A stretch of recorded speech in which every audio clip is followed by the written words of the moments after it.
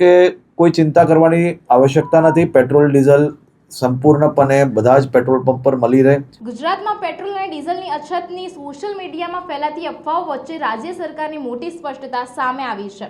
નાયબ મુખ્યમંત્રી હર્ષ સંઘવીએ નાગરિકોને અપીલ કરી છે અને કહ્યું છે કે અફવાઓથી દૂર રહે તેમજ રાજ્યમાં ઈંધણનો પૂરતો જથ્થો ઉપલબ્ધ છે।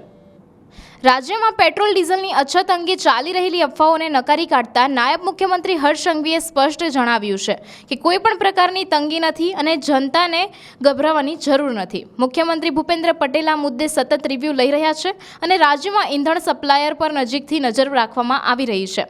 આજે જ મુખ્યમંત્રીના માર્ગદર્શન હેઠળ ઈંધણ જથ્થા અંગે મહત્વની બેઠક યોજાઈ હતી, જેમાં તમામ પેટ્રોલ પંપ પર નિયમિત સપ્લાય સુનિશ્ચિત કરવા માટે ચર્ચા કરવામાં આવી હતી। સરકાર દ્વારા સ્પષ્ટ કરવામાં આવ્યું છે કે જો ક્યાંક ટેકનિકલ અથવા સપ્લાય સંબંધિત કોઈ સમસ્યા ઊભી થાય તો તાત્કાલિક ઉકેલ લાવવામાં આવશે। નાયબ મુખ્યમંત્રી દ્વારા નાગરિકોને અપીલ કરવામાં આવી છે કે સોશિયલ મીડિયામાં ફેલાતી ખોટી માહિતી પર વિશ્વાસ ન કરે અને અફવાઓથી દૂર રહે।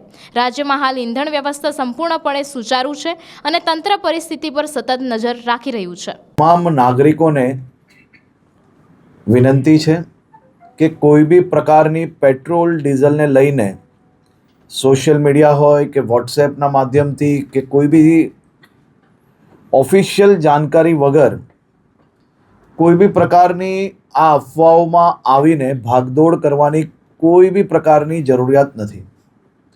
રાજ્ય સરકાર અને ખાસ કરીને કેન્દ્ર સરકાર દ્વારા આ જથ્થાઓ અને સપ્લાય માટેનું ડેલી નિરીક્ષણ થાય છે અને રાજ્યને તમામ પેટ્રોલ પંપો પર પેટ્રોલ ડીઝલ માટે પૂરતી વ્યવસ્થાઓ પહોંચી વળે તે માટેની સંપૂર્ણ તૈયારીઓ બી છે। મારી રાજ્યના સૌ નાગરિકોને બે હાથ જોડીને વિનંતી છે કે આ પ્રકારની વાતો કોઈનો બી વોટ્સએપ મેસેજ આવ્યો હોય એને સીધું જ આપણે બીજા લોકોને ફોરવર્ડ કરીએ। કોઈ બી પ્રકારની જાણકારી વગર, સંપૂર્ણ માહિતી વગર પોસ્ટ મૂકીને આપણે આપણી જોડે જોડે હજારો લોકોને કારણ વગરના એમનો સમય વેડફીએ અને સાથે સાથે કોઈ બી પ્રકારે શહેરમાં કે રાજ્યમાં આ પ્રકારની ખોટી માહિતીઓ ફેલાવનાર લોકો પર બી આવનારા દિવસોમાં કડક પગલાં ભરવામાં આવશે।